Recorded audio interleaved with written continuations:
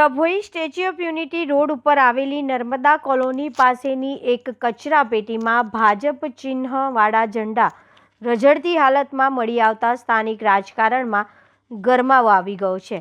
ડભોઈમાં ભાજપનું એક હતું શાસન હોવા છતાં પક્ષના પ્રતીક સમાન ઝંડાઓ કચરાના ઢગલામાં જોવા મળતા અનેક સવાલો ઊભા થયા છે। ડભોઈ નાંદોદી ભાગોળ વિસ્તારમાં નર્મદા કોલોની પાસે આવેલી જાહેર કચરાપેટીમાં આજે સવારે ભાજપના કેસરિયા ઝંડાઓ કચરા સાથે પડેલા જોવા મળ્યા હતા।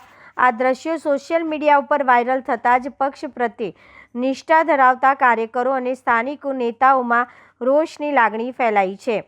વારંવાર થતી ઘટના નોંધનીય છે કે ડભોઈમાં આ બીજી વાર બન્યું છે કે પક્ષના ઝંડા આ રીતે કચરામાં જોવા મળ્યા હોય।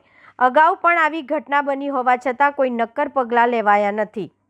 ષડયંત્ર કે બેદરકારી? આ ઝંડા કોણે ફેંક્યા? શું આ કોઈ વિરોધ પક્ષને બદનામ કરવાનું કૃત્ય છે કે પછી પક્ષના જ કોઈ જવાબદાર વ્યક્તિની ઘોર બેદરકારી? તે તપાસનો વિષય છે। નેતાઓમાં નારાજગી? ડભોઈમાં ભાજપનું શાસન છે ત્યારે પોતાના જ પક્ષના ઝંડાનું આવું અપમાન જોઈને પાયાના કાર્યકરોમાં ભારે નારાજગી જોવા મળી રહી છે।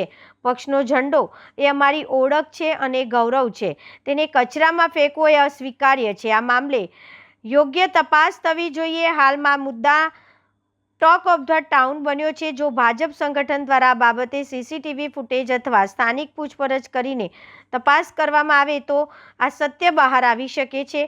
આ કૃત્ય અજાણતા થયું છે કે પછી જાણી જોઈને પક્ષની છબી ખરડવા માટે કરવામાં આવ્યું છે?